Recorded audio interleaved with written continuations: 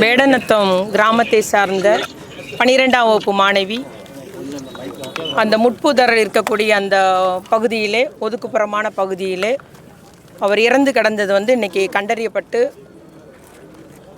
அதற்கான அரசு நடவடிக்கை, காவல்துறை உரிய நடவடிக்கை எடுத்து எல்லாமே முறைப்படி எல்லா நடவடிக்கை எடுத்து வருகிறார்கள். அவருடைய தாய் தந்தை அந்த குடும்பத்தினர் நாங்கள் பிள்ளையை காணுன்னதும் புகார் கொடுத்தோம். அதை இவங்க என் பிள்ளையை தேடுறதுக்கு நடவடிக்கை எடுக்காமல் விட்டுட்டாங்கன்ற புகார் ஒன்று கூறினார்கள். உடனடியாக நம்முடைய முதலமைச்சர் அவர்கள் அந்த ஒரு என்ன சொல்கிறது பொறுப்பற்று செயல்பட்ட அந்த இன்ஸ்பெக்டர் அவர்களை நேற்று இரவு அவர் தற்காலிக பணி நீக்கம் செய்யப்பட்டுள்ளார்கள். அதுபோல் இன்றைக்கி காலையில் போஸ்ட்மார்ட்டம் முடிவுபட்டுள்ளது.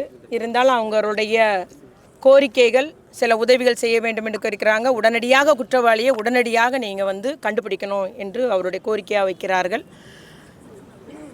நேற்றைய தினத்திலிருந்தே அந்த மாலையில் அந்த 4 மணியில் இருந்தே நம்முடைய காவல்துறை கண்காணிப்பாளர்கள் உள்ளிட்ட காவல் உயரதிகாரிகள் இந்த வேடநத்தம் கிராமத்தை மட்டுமே அங்கே மட்டுமே இருந்து இதற்கான எல்லா நடவடிக்கை எடுத்து வருகிறார்கள்.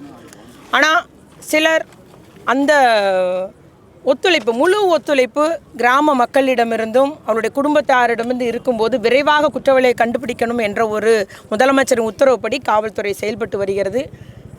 ஆனால் முழு ஒத்துழைப்பு அவர்கள் குடும்பத்தார் தந்திட வேண்டும் என்று நான் குடும்பத்தாரை அன்போடு கேட்டுக்கொள்ள விரும்புகிறேன். ஏனென்றால்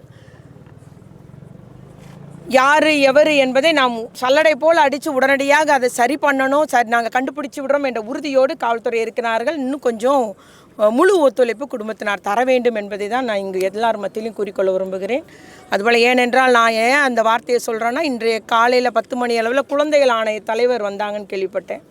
ஆணைய தலைவர், மெம்பரு, குழந்தைகள் மாவட்ட குழந்தைகள் பாதுகாப்பு அலகு மற்றும் நம்முடைய தூத்துக்குடி மாவட்ட குழந்தைகள் நலக்குழுவினர் அவங்களுடைய தலைவர்லாம் வந்தாங்க. ஆனால் யாருமே அந்த குடும்பத்தாரை சந்திக்க முடியல, எங்களை சந்திக்க விடவில்லை என்று கூறினார்கள். அதனால் நான் இப்போ குடும்பத்தாரிடம் தயவுசெய்து நீங்கள் காவல்துறையினுடைய நடவடிக்கைக்கு முழு ஒத்துழைப்பு தாருங்கள், உறுதியாக விரைவிலே குற்றவாளியை கண்டுபிடிக்க வேண்டும் என்பதுதான் நம்முடைய முதலமைச்சருடைய உத்தரவு. விரைவிலே குற்றவாளி கண்டுபிடிக்கப்படுவ உரிய தண்டனை வாங்கி தரப்படும் என்ற உத்தரவாதத்தை அவங்கள்ட்ட மக்கள்கிட்ட நான் இன்றைக்கி அவங்க தாய் தந்தை மற்றும் அவருடைய சகோதரியார்ட்டும் கூறிவிட்டு வந்துள்ளேன்.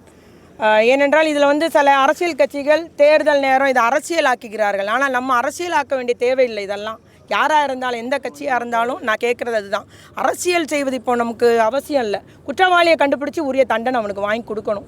இந்த கோவை சம்பவத்தில் 129 நாளில் அவர் குற்றவாளிக்கு உரிய தண்டனை வாங்கி கொடுத்தது நம்முடைய முதலமைச்சருடைய ஆட்சி. அதுபோல் நிச்சயமாக நம்முடைய காவல்துறை உள்ளிட்ட இதில் விரைவாக நடவடிக்கை எடுப்பார்கள், விரைவாக குற்றவாளியை கண்டுபிடிக்கப்படுவார்கள் என்பதை கூறிக்கொள்ள விரும்புகிறேன்.